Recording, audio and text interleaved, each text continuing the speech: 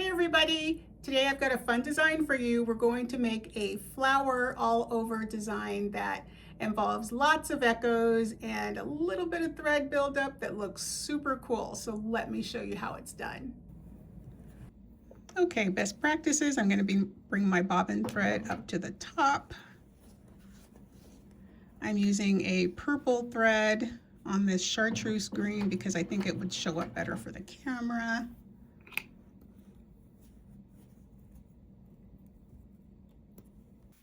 Okay, to get started, we're going to make a daisy. I'm just going to do a little bit of a tail here to give me some room.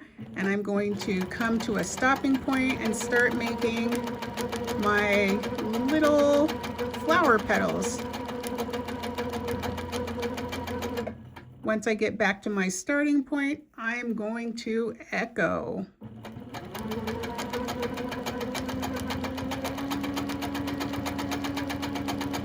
I'm coming all the way down into that corner, into between the two flower petals, and I'm going to echo again, coming back down in that same area.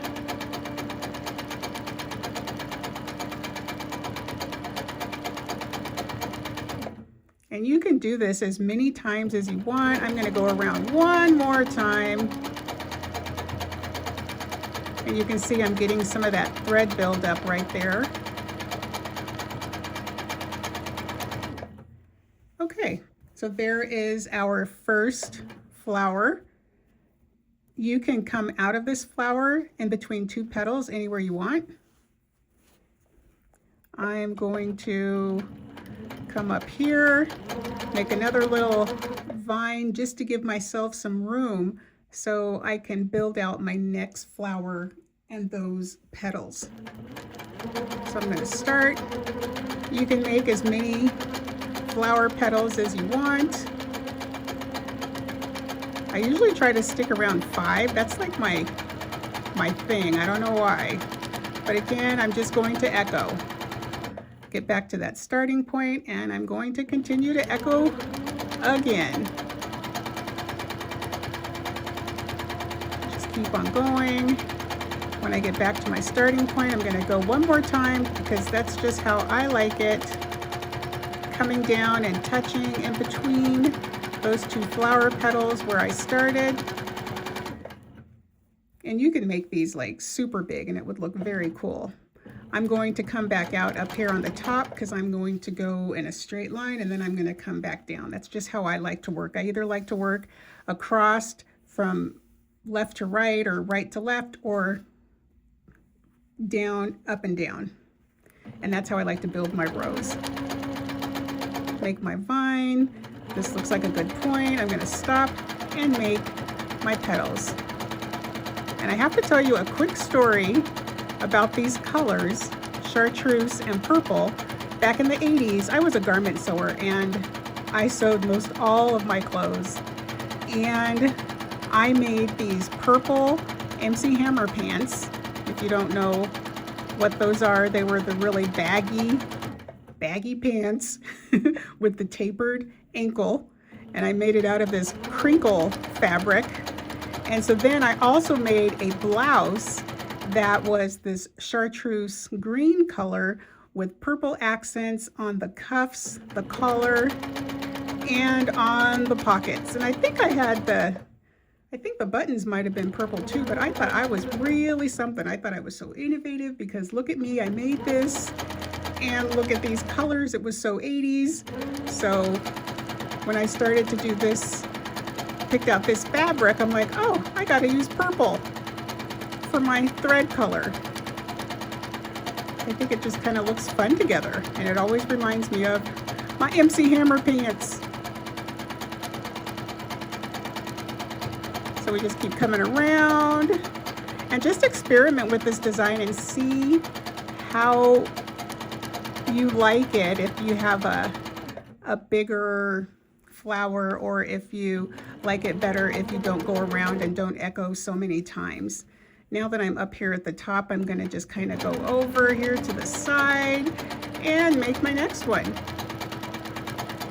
Again, any petals you want. any shape you want. If you want your petals to be more round and not as teardrop of a shape and skinny as I'm doing, that is totally fine. It's all in what you like. For the echoing, I'm not doing a full 1/4 inch. It might be a little bit smaller, but you can just try to keep it kind of tight. It's no exact science. If you want to keep your echoes to be a little bit wider in width and further apart, you can do that. Just remember, come out of your flower between 2 petals, anywhere you like, and just keep going. So I'm just going to keep going and filling this in. I might speed it up here and then show you what it looks like when I get all of them completely finished.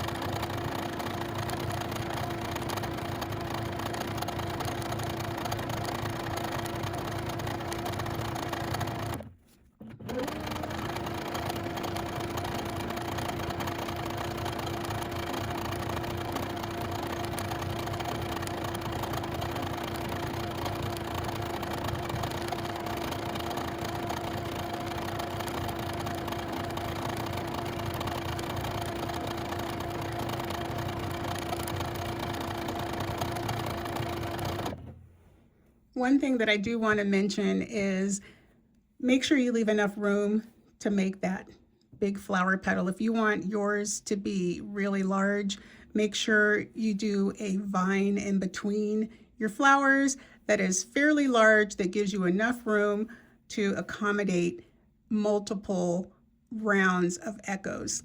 Also, remember to start small with your inner petals and then build off of them to make them bigger. You don't want to start too big and then you're going to have, well, you could technically, but you just want to try to keep it small and for your first round so that you have something to build off of, small to large.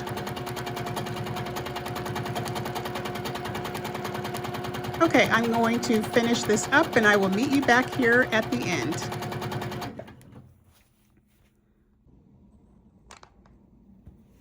Okay, this is done. Created a lot of fuzz from that thread. Let's take a look. There is the entire design. I think it looks pretty cool. And I also just want to show you how it would look.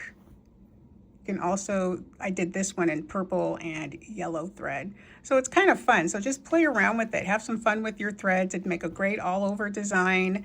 It will take a little bit longer because you're echoing so much, but if you're doing a larger quilt, you can simply make your starting petals in the center larger and then echo from there.